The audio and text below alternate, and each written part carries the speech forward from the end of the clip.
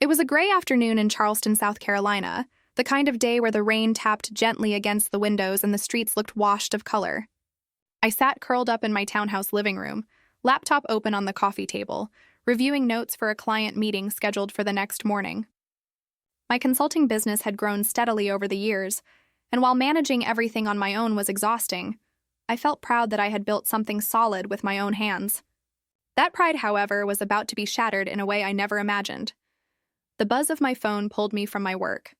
It was the family group chat. Something I usually dreaded because it always meant a request for money or a guilt-laden reminder that someone needed help with bills. Still, out of habit, I opened the notification. At first, I skimmed it, barely paying attention. But then the words began to register, sharp as knives carving across the screen. She's nothing more than our ATM. She'll pay for Mom's bills, Dad's new roof, and even my credit card debt. Why not? She always does. The message came from Daniel, my younger brother. He must have meant to send it to the private chat he had with my parents, the one I wasn't supposed to know about, the one I only suspected existed. But instead, by some twist of fate, he sent it to all of us. For a moment, I couldn't breathe. My eyes read the words again and again, as if maybe I had misunderstood them, as if maybe there was some context I wasn't seeing. But no. There it was, in black and white. My own family calling me an ATM. Not a daughter, not a sister, an ATM. My hands trembled as I set the phone on the table, my chest heavy, my stomach churning. I had given so much of myself to them. Thousands of dollars over the years. Sometimes a quick $2,000 when Dad said the mortgage was late. Sometimes $5,000 when Mom claimed her medical insurance wouldn't cover a procedure. And even $10,000 when Daniel insisted his landscaping business just needed one more chance. I told myself it was my duty. That family came first, that I could handle it, because my business was thriving. I had thought I was being good, generous, dependable. However, that message revealed the truth to me. I wasn't seen as a person. I was seen as a resource, a tool, a bank. I picked up the phone again, my fingers tapping with fury before I even fully knew what I wanted to say. "Excuse me?" I wrote back. "Care to explain this?" The three dots appeared instantly. Mom was the first to respond. "Oh, honey, you know we didn't mean it like that. Families joke. Don't take it so seriously. Joke?" That was their explanation. Dad chimed in next. "Claire, don't overreact. You've always been the successful one. It's not a big deal. You help because you can." And then Daniel, the one who started it all, dared to reply, "Relax, Claire. You're making it dramatic. Anyway, can you cover my car payment this month? I'll pay you back." I stared at the screen in disbelief, waiting for an apology that never came. Instead of remorse, they doubled down. Instead of admitting what they had done, they treated me like I was being unreasonable for being hurt.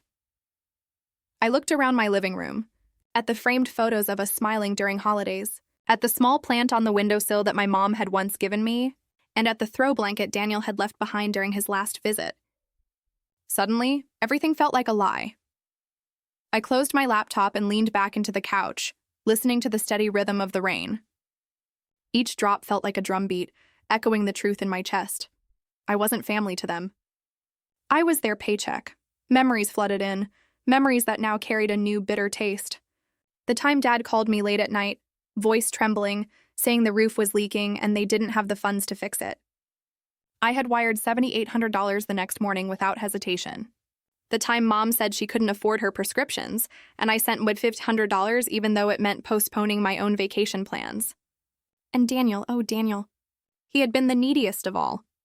Loans for business ventures, payments for his car, even cash for his rent when he claimed he'd been laid off. I had given, and they had taken without pause. Now I understand why they never seemed grateful. Gratitude requires recognizing sacrifice, and they had never seen mine as sacrifice at all. To them, it was just expected. Normal. Automatic. I tried to calm my breathing, to tell myself not to spiral, but the betrayal was too heavy. It wasn't just the money. It was the years of manipulation, the way they had disguised their dependence as love. The way they had smiled in my face while mocking me behind closed doors. I thought of the times I had struggled silently, hiding my exhaustion from clients, burning the midnight oil to keep my business afloat, making sure no one saw how tired I was. And yet, even in those moments, I had answered their calls for help, Not once did I say no. Not once did I put myself before them. The anger slowly mixed with a numbness that settled deep in my chest. It was like watching a building collapse in slow motion, brick by brick. Knowing there was nothing left to salvage, I stood up, pacing across the hardwood floor of my townhouse, the echo of my footsteps sharp in the quiet room. I glanced at the rain-streaked window and saw my reflection staring back at me, pale and stunned. Who was this woman who had let herself be drained dry? I whispered to myself, "Not anymore." The words felt foreign at first, but they lingered in the air, gaining weight. Not anymore. That night, I didn't respond again to the chat. I let their messages pile up, Mom sending small hearts, Dad trying to brush it off with, "You know we love you," and Daniel sending a thumbs up as if nothing had happened. I placed my phone face down, refusing to let their false comfort infect me any longer. I lay awake for hours, staring at the ceiling, listening to the storm outside. The truth was loud and clear now. I had been nothing more than their lifeline, their safety net, their endless fountain of money. But I wasn't going to be anymore. By the time the rain stopped and the first light of dawn peeked through my curtains, I had made a silent promise to myself. I would not keep funding their lives at the cost of my own. I would take back the power I had handed over so willingly. And though I didn't know exactly how yet, I knew this was the first step.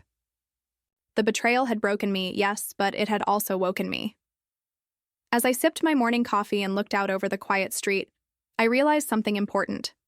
My family hadn't just shown me who they were. They had also shown me who I could become, someone who finally chose herself over manipulation. Someone who closed the ATM for good. After that message, after their excuses and dismissals, I couldn't just let things slide. A part of me wanted to scream, to block their numbers, to vanish without a word.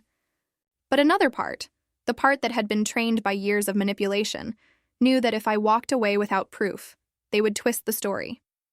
They would paint me as selfish, ungrateful, and cold-hearted. I had been carrying their burdens for so long, and the least I owed myself was the truth in black and white. So I started digging.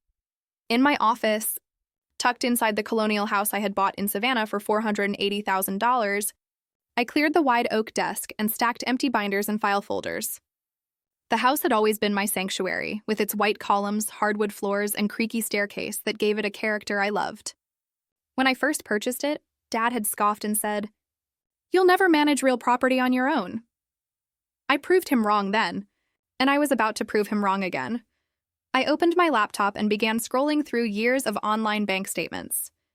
At first, the numbers blurred together. I had never kept a ledger of what I gave away. It was always piecemeal, always framed as temporary help. But line by line, wire by wire, the total began to grow. $2,000 in 2016 for Daniel's credit card. $7,800 in 2017 for my parents' roof repairs. $5,000 in 2018 when Mom claimed her surgery wasn't covered. $3,200 in 2019 for Daniel's rent after he said he'd lost his job. $10,000 in 2020 for his business. That was guaranteed to succeed. $6,500 in 2021 for a down payment on their vacation cottage in Myrtle Beach, and the list went on. The time I reached the end of 2023, my stomach twisted. The total stood at more than $320,000. I blinked at the number, hoping I'd made a mistake. But no, the receipts were right there in front of me. Nearly $250,000 gone into the black hole of their wants and needs. Never once had they truly thanked me. Never once had they said, "Claire, you've done enough." The only thing that followed each sacrifice was another request, as natural to them as breathing. I printed every transaction and slid the pages into sheet protectors. The sound of each page snapping into the binder was like a drumbeat, steady and undeniable. I wasn't just gathering paper. I was building a shield. In another binder, I began collecting the text messages and emails. Mom writes, "Sweetheart, can you help us just this once with the medical bills?" Dad insists, "It's only a loan. We'll get it back to you soon." Daniel begs, "Claire, you're the only one who believes in me. If you don't help, my whole business will collapse." Reading them now, I could see the patterns. The guilt, the flattery, the emotional hooks. They had used every angle to make me say yes, and I had fallen for it every time. I paused one evening, sitting in that office with papers spread across the desk, and thought about how much life I had sacrificed. With $320,000, I could have bought a second property in Boston or invested more in my firm. I could have traveled through Europe like I always dreamed. Instead, I had been paying for someone else's roof, someone else's car, someone else's illusion of stability. The weight of it pressed on me, but it also fueled a new strength. For so long, I had believed their story, that I was responsible for their happiness, that success meant sharing until I had nothing left. But staring at the binders, I realized I didn't owe them my future. One night, I walked through the house with a glass of wine in my hand. The walls carried echoes of their voices, memories of visits where they stayed in my guest rooms, ate meals at my table, and left me with nothing but dirty dishes and new requests. I trailed my fingers along the banister of the staircase and whispered to myself, "This is mine, not theirs, mine." The binder grew heavier with each passing day, both physically and emotionally. I tucked receipts in neatly, highlighting key amounts. I cross-referenced emails with bank transfers. I built timelines that showed exactly how often they had asked and how quickly I had delivered. The evidence was overwhelming, and yet I knew them well enough to predict their reaction. They wouldn't see it as proof of exploitation. They would see it as proof of my love. They would say I helped because I wanted to, because it made me feel good. They would spin the story until I looked like the villain for daring to stop. But this time, I wasn't preparing the binder for them. I was preparing it for myself. To silence the doubts that whispered I was being cruel. To remind myself on the hard days that I had carried more than anyone should be asked to. To ensure that when I walked away, I would never look back and wonder if I had overreacted. The irony wasn't lost on me. Dad had once laughed at me for organizing my files so meticulously, saying, "No one cares about all that paper, Claire. You're wasting your time." But here I was, using those very skills to dismantle the narrative they had built around me. Late one evening, as the Savannah air grew heavy with the scent of magnolia trees drifting through the open window, I closed the binder with a decisive snap. I pressed my palms against the cover, feeling its weight. This wasn't just paper. It was years of sacrifice, years of silence, years of being taken for granted, all condensed into one thick volume of truth. I sat back in my chair, exhaustion flooding me, but also something else: clarity. This binder was my shield. It was my reminder that I wasn't crazy, that I wasn't selfish, that I had done more than enough. And when the day came, and I knew it would come, when they tried to confront me, when they demanded to know why I had abandoned them, I would have the proof. I could drop it on the table and let the pages speak for me. That thought gave me comfort. For the first time since the message, I felt in control. As I turned off the lights and headed upstairs to bed, I glanced back at the binder sitting on the desk, illuminated by the faint glow of the streetlight outside. It looked like a sentinel, guarding me, reminding me that the truth was no longer hidden. And I knew then that this was only the beginning.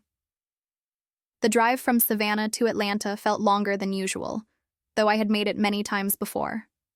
This time, the highway stretched endlessly, each mile pressing down on me like a weight I couldn't shake. The binder sat on the passenger seat beside me, strapped in with the seatbelt like it was my most precious cargo. In a way, it was. It wasn't just paper and ink. It was years of my life, years of sacrifice, years of silence. And I was about to present it to the very people who had drained me dry. As I approached the familiar neighborhood where my parents lived, I felt my stomach twist. The houses here were modest but well kept, lined with tidy lawns and American flags fluttering gently in the breeze. Their home sat at the end of a cul-de-sac, a 2-story brick house with green shutters. I had paid for more of it than I ever admitted to anyone. When I pulled into the driveway, I sat in the car for a few minutes, gripping the steering wheel so tightly my knuckles turned white. My heart pounded in my chest, the binder gleaming in the corner of my eye. This was it. No more avoidance, no more pretending. I finally grabbed the binder, stepped out of the car, and walked up the path. My heels clicked against the concrete, each step echoing louder in my ears than it should have. I knocked on the door, and after a moment, Mom opened it, smiling as if everything were perfectly normal. "Claire, we weren't expecting you," she said, her voice warm. Too warm, almost rehearsed. "I bet you weren't," I replied, pushing past her into the hallway. Dad sat in his recliner in the living room, a football game playing quietly on the TV. Daniel sprawled across the couch, shoes kicked off, phone in his hand. The sight of them lounging there, carefree, while I carried the weight of their debts and demands, ignited a fire in me. I stood in the center of the room, binder clutched to my chest. My voice shook at first, but I forced it steady. Do you have any idea what I've sacrificed for this family? Daniel glanced up, smirking. Here we go. Mom closed the door gently and sighed. Claire, you're making this bigger than it is. Bigger than it is? My voice rose, sharp and angry. You called me an ATM, Mom. An ATM. That wasn't a slip of the tongue. That was the truth of how you all see me. Dad leaned back in his chair, arms crossed. We only asked because you could afford it. We thought family shared. Daniel, still smirking, shrugged. If you're cutting us off, just say it. Don't play the martyr. I couldn't believe what I was hearing. No remorse, no apology, no acknowledgement of the years I had given. My chest burned, my hands trembling as I set the binder down on the coffee table. With a swift motion, I opened it and let the pages spill out across the surface. $320,000, I said, my voice firm now, steady with rage. That's what I've given you. Every transfer, every check, every so-called loan, it's all here. And all I got in return was being mocked behind my back. The room went silent, but it wasn't the silence of guilt. It was the silence of calculation. Mom's eyes skimmed the papers before her. Instead of tears or apologies, she muttered, So what happens now? We just go without? Dad's jaw tightened. You're punishing us because of one stupid message? And Daniel, God, Daniel, rolled his eyes. You'll come around. You always do. His words hit me harder than I expected. Because he was right. At least he had been right in the past. Every time I'd sworn I was done, I had gone back. Every time I tried to set boundaries, I caved. But not this time. This isn't about one message, I said, staring directly at my brother. This is about years of taking advantage of me. This is about all of you thinking my success meant I owed you my life. Well, I don't. Not anymore. Mom folded her arms, her face hardening. You wouldn't even have that success if it weren't for us. Who supported you through college? Who gave you a place to stay when you first started? I almost laughed at the audacity. You mean the tiny room I paid you rent for? Or the loans I repaid with interest, even when you told everyone it was a gift? Don't rewrite history, Mom. I built everything I have on my own. Dad's voice grew sharper. You're talking like we're strangers. We're your family. Family helps each other. No, I said, shaking my head. Family doesn't drain one person until she's empty. Family doesn't mock the one who sacrifices the most. Family doesn't see a daughter as nothing more than a bank account. Daniel leaned forward, irritation flashing across his face. So what? You're rich now and we're supposed to struggle while you sit on your high horse? You owe us, Claire. You owe us for everything we've done for you.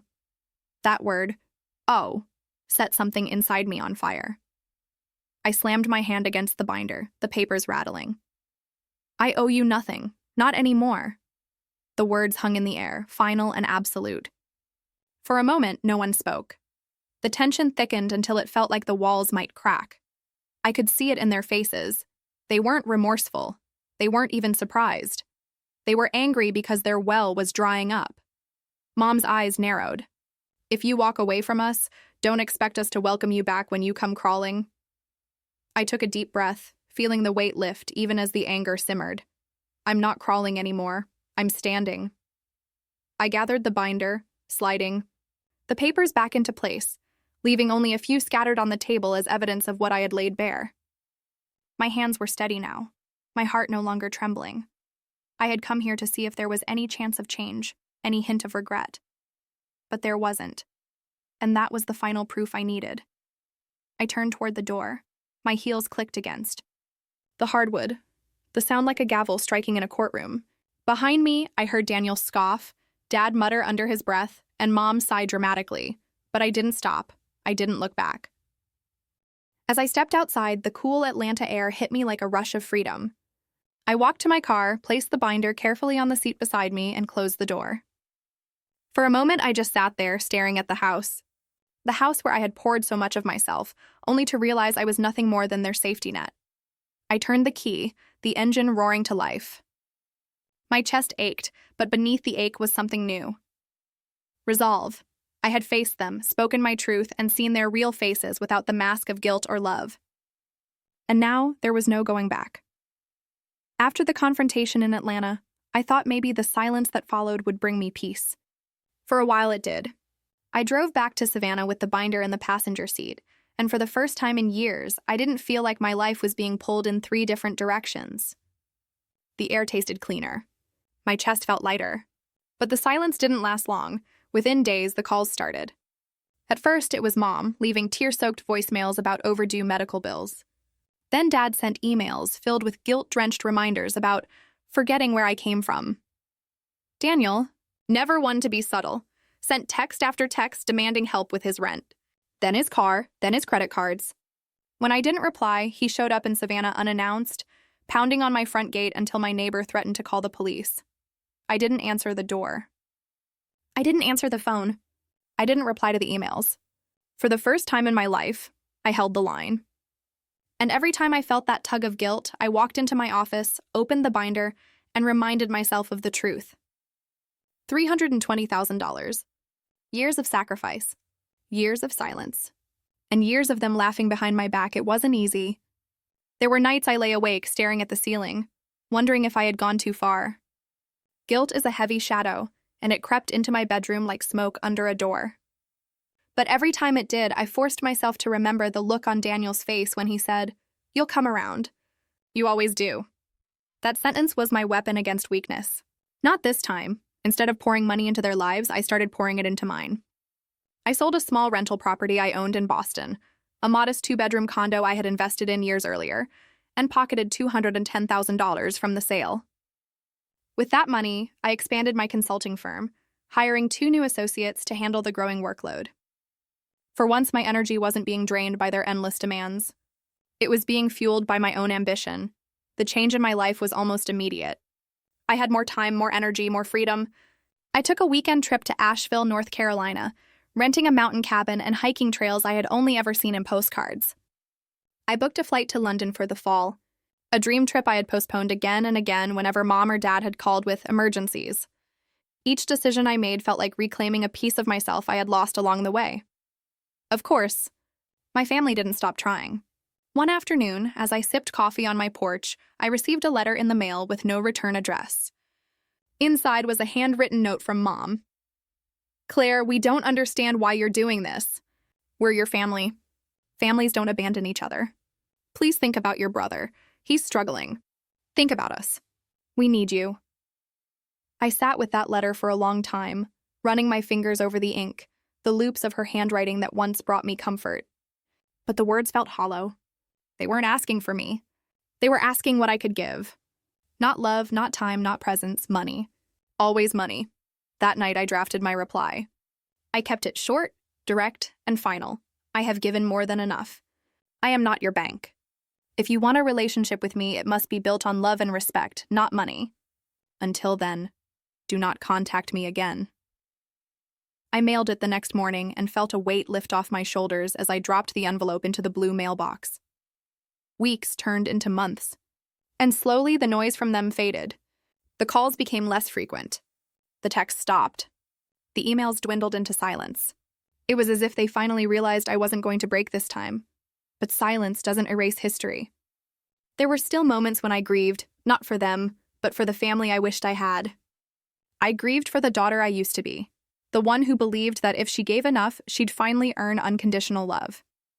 Letting go of that fantasy was harder than letting go of them. One evening, I sat on the porch of my Savannah house, the sun sinking low over the street, casting everything in gold. I held a glass of wine in my hand and listened to the cicadas hum in the trees. For the first time in a long time, I felt peace. Peace in the knowledge that I had chosen myself. Peace in the understanding that love should never come at the cost of self-destruction. Peace in knowing that the door was closed. For good. A few days later, I took the binder, the thick, heavy binder that had carried my proof, my shield, my burden, and placed it on the highest shelf in my office. I didn't throw it away. I couldn't. It was part of my story, part of the truth I had fought so hard to face. But I no longer needed to keep it open on my desk. I no longer needed it to remind me, because now the reminder lived inside me. Sometimes I still think about what they're doing without me. I imagine Daniel scrambling to pay his bills, Dad grumbling about the cost of repairs, Mom sighing dramatically about her prescriptions. But those thoughts don't sting the way they used to. They don't pull me back into their world. Instead, they remind me of the strength it took to step away. I don't know if they'll ever change. I don't know if they'll ever see me as more than the daughter with the money, the sister with the success. But that's no longer my responsibility. My responsibility is to myself, to the life I've built, to the peace I've earned. As the sun disappeared beyond the horizon that night, I whispered to myself the same words I had whispered on the night of the message. Not anymore. And this time I knew I meant it.